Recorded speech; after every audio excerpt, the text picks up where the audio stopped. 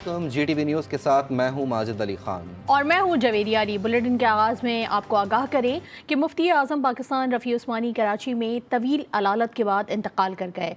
रफ़ी उस्मानी साहब ने रईसुल जामिया दारुल उलूम और सरपरस्त आला वफाकुल मदारिस अल अरेबिया पाकिस्तान के तौर पर भी जिम्मेदारियां बखूबी निभाईं।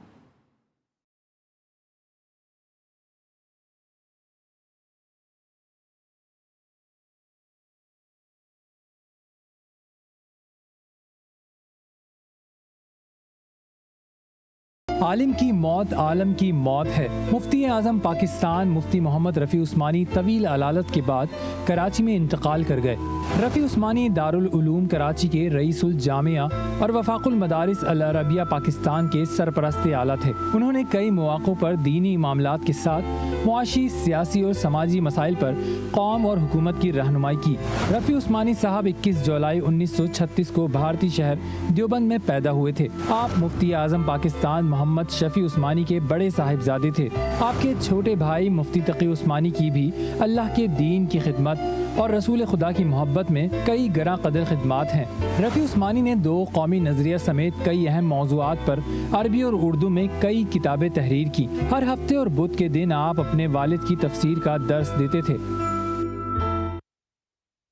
मुफ्ती आज़म पाकिस्तान मुफ्ती रफ़ी उस्मानी के इंतकाल पर सदर मुमलिकत डॉक्टर आरिफ अलवी, मौलाना फजलुर रहमान, गवर्नर सिंध और वज़ीर आला सिंध सैयद मुराद अली शाह समेत दीगर शख्सियात ने ताज़ियत का इजहार किया है। सदर मुमलिकत ने मुफ्ती रफ़ी उस्मानी की वफ़ात पर गहरे रंज और गम का इजहार करते हुए कहा, मुफ्ती आज़म ने फ़िक़्ह, हदीस और तफसीर के शोबे में गिरा कदर खिदमत अंजाम दी। मौलाना फजलुर रहमान ने कहा कि मुफ्ती मोहम्मद रफ़ी उस्मानी की वफ़ात से पाकिस्तान मुतवाज़िन नज़रियात, मोतदिल और बुलंद पाया फ़क़ीह से महरूम हो गया।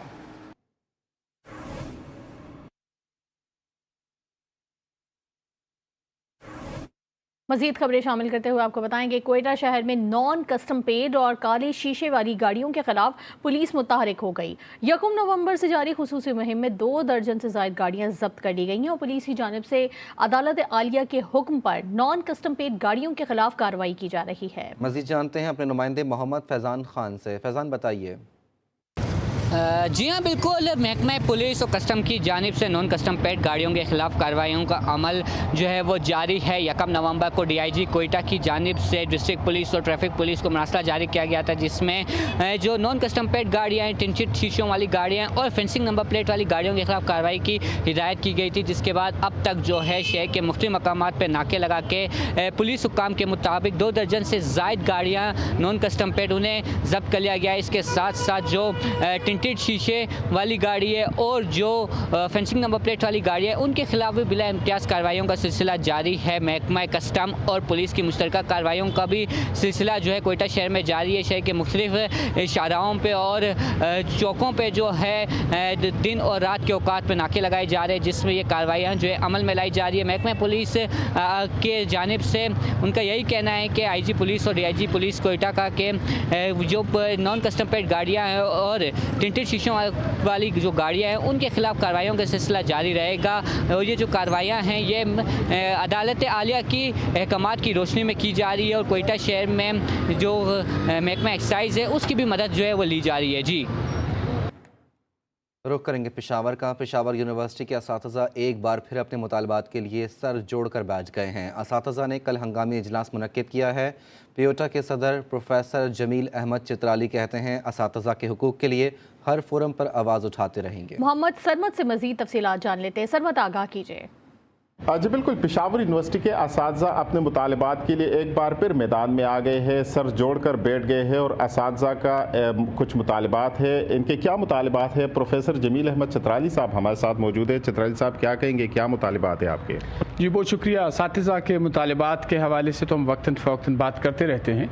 पेशावर यूनिवर्सिटी में बिलखुसूस और पूरी पाकिस्तान भर की जामियात में असातिज़ा और तलबा आजकल जिन मसाइल का शिकार हैं, रियासत किसी तरह पब्लिक सेक्टर यूनिवर्सिटीज़ की अपनी ज़िम्मेदारियों से ख़ुद को हटाना चाहती है और इसके लिए उनका रुख जो है वो अमूमन बड़ी सरकारी जामियात की तरफ है और उसकी बुनियादी वजह उनके असासाजात हैं। पेशावर यूनिवर्सिटी 1950 में बनने वाली पाकिस्तान की सबसे पुरानी यूनिवर्सिटी है, जिसके पास बहुत सारी ज़मीनें हैं जो कमर्शियली अब इस वक्त बहुत वैल्यूएबल हैं। हुकूमत को मजबूर करेंगे कि वो पाकिस्तान के जामियात के जो खसारे हैं उसके असल असबाब को आवाम के और कौम के सामने रखें।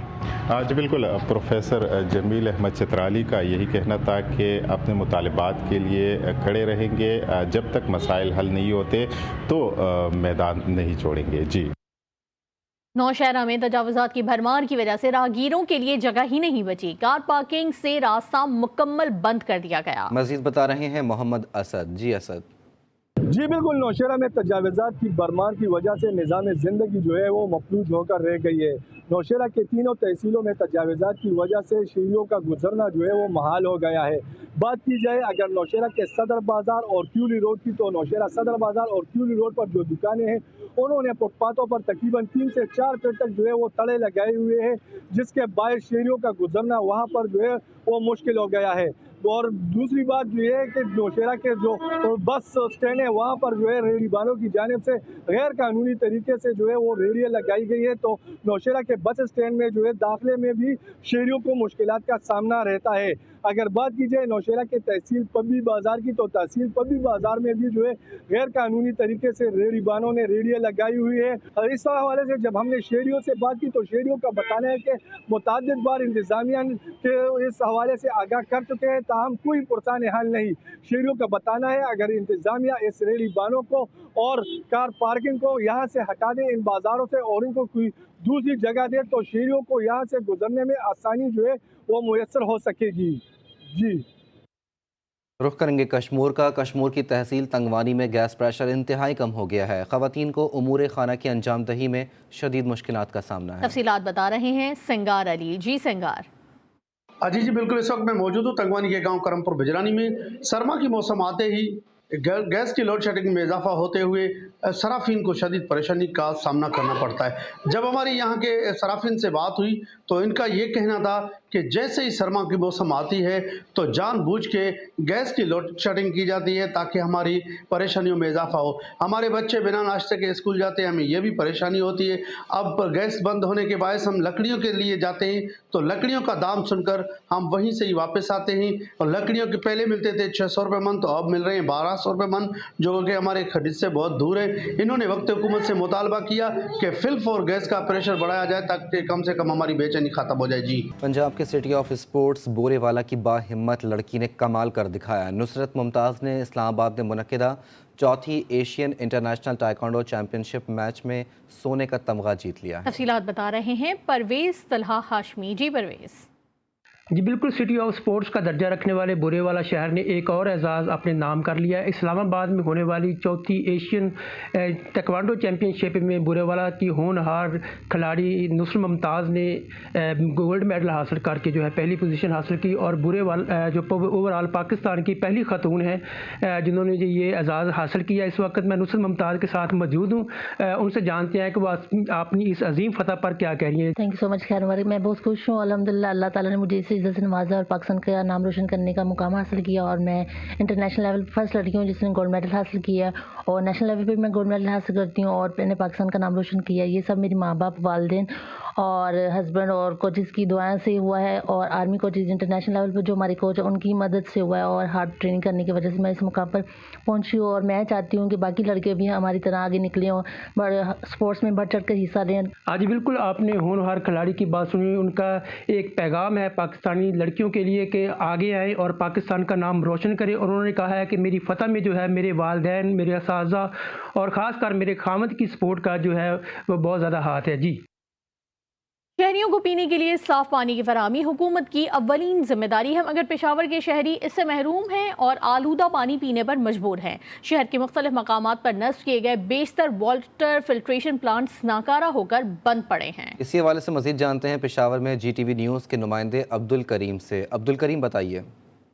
जी बिल्कुल, पेशावर शहर में साफ पानी जो का मसला है वो शिद्दत इख्तियार कर गया है। शहर के मुख्तलिफ इलाकों में लगाए गए वाटर फिल्ट्रेशन प्लांट जो है या तो टूट फूट का शिकार है और या बंद हो चुके हैं। तो कुछ शहरी हमारे साथ मौजूद हैं, इनसे बात करते हैं कि साफ पानी ना होने की वजह से कौन कौन से मसले पेश आ रहे हैं। ये सारे लोग आते हैं यहाँ से पानी ले लेते हैं। हमारे जो अपने घरों में जो गलियाँ हैं उसमें जो पैपें लगी हुई हैं वो सारे जंग हुए हैं। वो गंदे नालियों के सारे उसमें पानी आ रहा है, बू भी आ रही है, तो वो पीने के काबिल नहीं है। सारे बच्चे बीमार हो जाते हैं, हम भी खुद बीमार हो जाते हैं। तो इसके लगाने से हम बहुत खुश हो गए। हमने कहा चलो कुछ ना कुछ तो हो जाएगा, लेकिन वो तो ऐसे परिणाम लगो है, बस हम लोग आते हैं, दवा कर लेते हैं, चले जाते हैं जैसे ज़ियारत हो।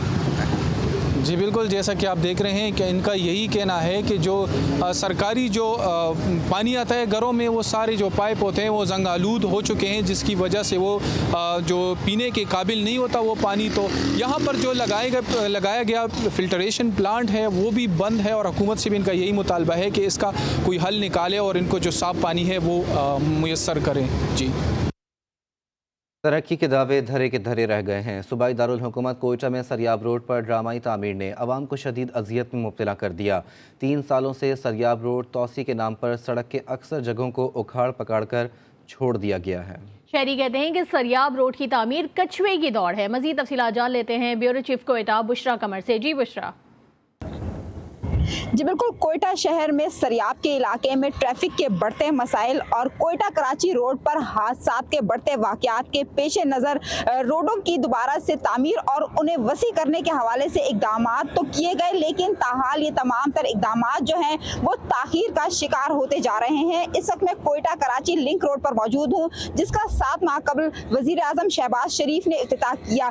इस इफ्तिताह से कबल भी 2 मरतबा जो है वज़ीर आज़म जो आए, उन्होंने भी इस रोड का इफ्तिताह किया, लेकिन ताहाल जो है ना ही कोयटा कराची रोड बन सका और ना ही सरियाब के इलाके में कमरानी रोड, सब्जल रोड और इसके अलावा जो दीगर इलाके जो शहर की जानिब जाते हैं, जो इस रोड की तरफ आते हैं, उनकी तामीर का काम जो अब तक मुकम्मल हो सका है, जिसकी वजह से लोगों को शदीद मुश्किलात का सामना करना पड़ा है। कई मकामात ऐसे हैं कि जहाँ पर ठेकेदारों ने बगैर बताए जो है वो काम भी रोक दिया है, जिसकी वजह से रोड से गुजरने वाले शहरी तो परेशान हैं ही, करीब मौजूद जो लोगों के घर हैं, रिहायशी इलाके हैं, वहाँ पर भी लोगों को जो है धूल मट्टी की वजह से और टूटे हुए रोड की वजह से मुश्किलात का सामना करना पड़ा है। सर्दी की शिद्दत बढ़ती जा रही है और बारिशें जो है एक मरतबा फिर से होनी, और बारिशें होने के बाद जो है सूरत हाल मजीद भी खराब हो सकती है, जिस पर आवाम जो है हुकूमत से यही मुतालबा करती हुई नजर आ रही है कि कोयटा कराची लिंक रोड जो है उसकी भी तामीर का काम जल्द शुरू करके मुकम्मल किया जाए, जबकि सरियाब के इलाके में जिस रोड पर इस वक्त तामीराती काम रुका हुआ है और ताखीर का शिकार है, उस पर भी काम शुरू कर दिया जाए। जी, खानेवाल में जिला इंतजामिया ने फसलों की बाकियात को जलाकर स्मोक का सबब बनने वाले काश्तकारों के खिलाफ डंडा उठा लिया। डिप्टी डायरेक्टर ज़राअत इकबाल न्याजी ने मुख्तलिफ इलाकों में कार्रवाइयाँ करते हुए काश्तकारों के खिलाफ मुकदमा दर्ज करा दिए। मजीद बता रहे हैं सईद अब्बास भट्टी। सईद बताइए। जी बिल्कुल, देखिए स्मोक के ख़तरात के पेश नज़र जो है खानेवाल में इंतज़ामिया भी मुतारिक हो गया और फसलों की बाकियात जलाने वाले काश्तकारों के खिलाफ जो है वो मुकदमा दर्ज करवाए जा रहे हैं। ज़िला खानेवाल के अंदर इस वक्त तक 42 मुकदमा जो है दर्ज करवाए जा चुके हैं। मजीद बात करने के लिए हमारे साथ मौजूद हैं डिप्टी डायरेक्टर ज़राअत। जी सर, बताइएगा स्मोक का सबब बनने वालों के खिलाफ क्या इकदाम कर रहे हैं? क्या? जी बिल्कुल, इस वक्त मुख्तलिफ हीट नॉमलीज़ हमें हायर ऑफिस से मसूल हो रही हैं हुकूमत पंजाब की जानिब से, और महकमे ज़राअत तोसी ज़िला इंतज़ामिया के साथ मिलकर मुख्तलिफ किस्म की एक्टिविटीज़ कर रहे हैं, जिसमें हम काश्तकारों को अवेयरनेस कैंपेन कर रहे हैं कि वो इस जो पराली है इसको आग ना लगाएं, क्योंकि इससे बहुत ज़्यादा नुकसान होता है। दूसरा ये है कि जो लोग इसकी खिलाफ वर्जी कर रहे हैं उनके खिलाफ हम मुख्तलिफ किस्म की कार्रवाई कर चुके हैं। तकरीबन इस वक्त हमको तो 150 के करीब इस्तग़ासे जमा करा चुके हैं, और हमारा काश्तकारों को यही मशवरा है कि आप पराली को आग लगाने के बजाय ज़मीन का उसका हिस्सा बनाएं, इससे जो ज़रखेज़ी है पैदावार उसमें भी इजाफा होगा। जी बिल्कुल, जैसे कि आपने उनकी बात सुनी कि महकमा ज़राअत की जानिब से जो है 42 अफराद के ऊपर जो है वो काश्तकारों के ऊपर FIR दे दी गई हैं, जबकि 97 जो है वो इस्तग़ासे भेजे गए हैं जिनके ऊपर FIR हैं जो है वो आगे जाकर हो जाएंगे। और काश्तकारों को इस बात पर पाबंद किया जा रहा है कि वो अपनी फसलों की बाकियात जो है उसको आग ना लगाएं और फसल के अंदर ही उसको जो है वो मिक्स कर दें, ताकि माहौल को आलूदा होने से बचाया जा सके। जी, तालाब में सब कुछ खोकर कोयटा आने वाला नौजवान जूते पॉलिश करके घर की किफ़ालत करने लगा। बाबर मुसीबतों का बार बार सर पर उठाए लोगों के चेहरों पर मुस्कुराहटें बिखेरने का कोई मौका हाथ से जाने नहीं देता। बाबर के मुंह से मुख्तलिफ परिंदों और मशीनों की आवाज़ें सुनकर लोग बेइख्तियार हंस पड़ते हैं। कोयटा से देखिए बुशरा कमर की रिपोर्ट।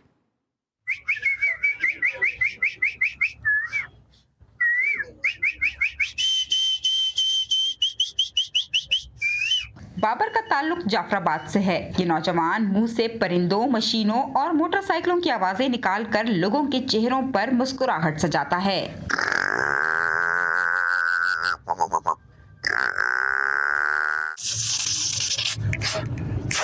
पॉलिश है भाई। ये सर जी। घर का गुजर बसर चलाने के लिए बाबर जूते पॉलिश करने का काम करता है, मगर बढ़ती महंगाई और कम काम मिलने की वजह से गुजारा मुश्किल हो गया है। रोजगार भी सही है भाई, सुबह का टाइम जाता हूँ 200-300 रुपये मिलता है, खर्चा घर में करता हूँ, फिर शाम का टाइम लगाता है 200-300 मिलता है, सुबह का नाश्ता है। बाबर कोयटा के फकीर मोहम्मद रोड पर झोंपड़ी में रहता है। जाफराबाद में आने वाला सैलाबी रेला इसका घर बहा ले गया था। सर्दी में इजाफे के बायस बूढ़े वालिदैन के साथ यहाँ रहना अब इसके लिए मुश्किल हो चुका है। हमारा घर टूटा, मैं ये चाहता हूँ जो हमारे घर का कुछ मदद करे, जो हमारा घर बनवाए। हमारा वालदा भी सब बीमार है, उसके लिए हम सारा खर्चा उसके लिए कर रहे हैं। बाबर ने मुखैर हजरात और हुकूमत से मुतालबा किया है कि इसकी फौरी इमदाद की जाए। कैमरामैन फतेह मोहम्मद के साथ बुशरा कमर, GTV न्यूज़ कोयटा। रावलाकोट में जामिया पूंछ की छठी कॉन्वोकेशन की पुरवकार तकरीब सजाई गई। तकरीब से सदर रियासत आज़ाद जम्मू कश्मीर और यूनिवर्सिटी चांसलर ने भी खिताब किया। फारिग तहसील होने वाले तलबा में असनाद और तमग़ी तक़सीम किए गए। अब्दुल वहाब की रिपोर्ट देखिए।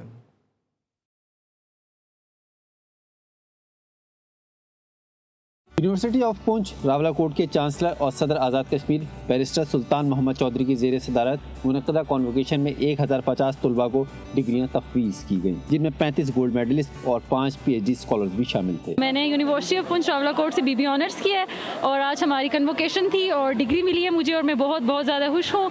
और थैंक्स टू अल्लाह अलमाइटी, मेरे पेरेंट्स का बहुत अच्छे मुझे फ्रेंड्स मिले और ऐसा टाइम और ऐसा वक्त दोबारा कभी नहीं आएगा। Vice chancellor university of Poonch doctor Zakaria Zakir का कहना था, जामिया पूंछ में आला और मेयारी तालीम तुलबा को दी जा रही है। गर्ल्स की एक बहुत बड़ी तादाद जो है उसने गोल्ड मेडल लिया। ये रिफ्लेक्ट करता है कि ये यूनिवर्सिटी जो है एक वुमेन फ्रेंडली और बड़ी ह्यूमन राइट फ्रेंडली यूनिवर्सिटी है, जहाँ किसी किस्म की कोई डिस्क्रिमिनेशन नहीं है। डिग्रियां हासिल करने वाले ये तुलबा पुरअज़्म हैं कि हम इल्म हासिल करके मुल्क की तामीर और तरक्की में अपना किरदार अदा करेंगे। पेशावर में फ़िज़ाई आलूदगी में मुसलसल इजाफा हो रहा है, जिसकी वजह से मुख्तलिफ बीमारियाँ फैल रही हैं। शहरियों को सांस लेने के लिए साफ़ फ़िज़ा मैसर नहीं है। फ़िज़ाई आलूदगी की वजूहात क्या हैं, अब्दुल करीब की रिपोर्ट में जानिए।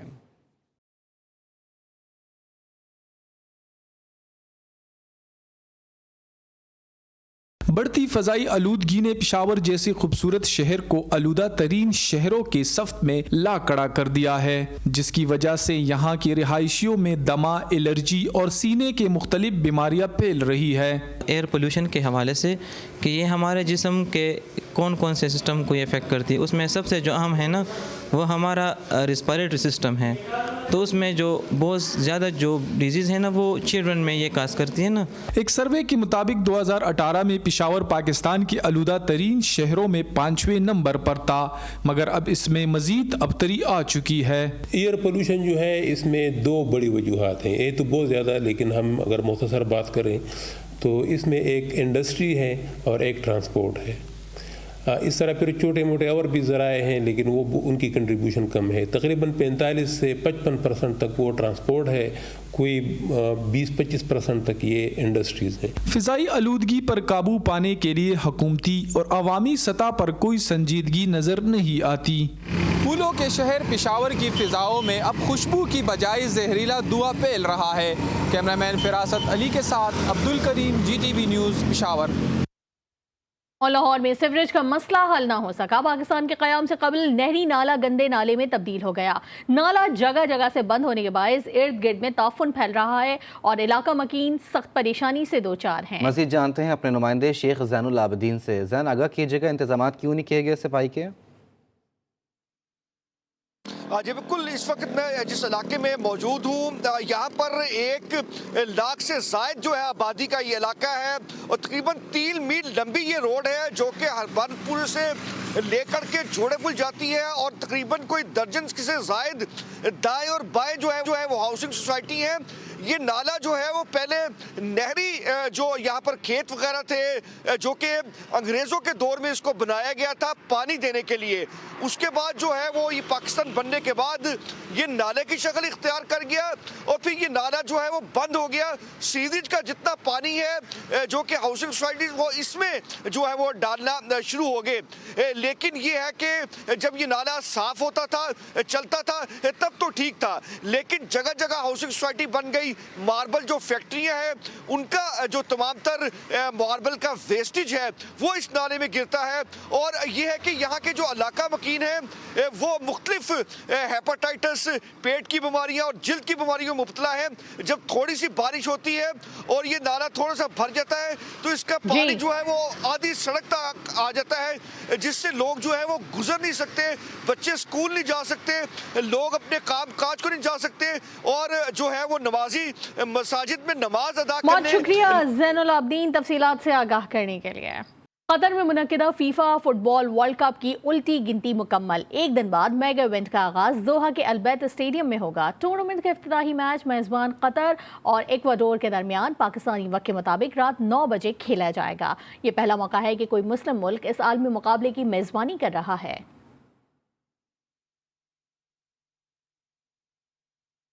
FIFA world cup 2022 Cristiano Ronaldo और लियोनेल मेसी के लिए आखिरी मेगा इवेंट होगा। आखिरी कोशिश की कामयाबी पर कोई एक खिलाड़ी मुकद्दर का सिकंदर बन जाएगा। अर्जेंटाइन के स्ट्राइकर लियोनेल मेसी अपने कैरियर का आखिरी फुटबॉल वर्ल्ड कप खेलने जा रहे हैं। मेसी 4 बार फीफा के मेगा इवेंट में अर्जेंटाइन को आलमी चैंपियन बनवाने की कोशिश कर चुके। पुर्तगाल समेत दुनिया के सबसे मकबूल तरीन खिलाड़ी Cristiano Ronaldo football world cup में आखिरी बार अपनी टीम के सर पर फतह का ताज सजाने की सर तोड़ कोशिश करेंगे। चाहे लियोनेल मेसी हो या क्रिस्टियानो रोनाल्डो, दोनों ही 4-4 बार फीफा फुटबॉल वर्ल्ड कप खेल चुके हैं। कतर में होने वाले मेगा इवेंट में जो अपने मुल्क को जितवाएगा मुकद्दर का सिकंदर कहलाएगा।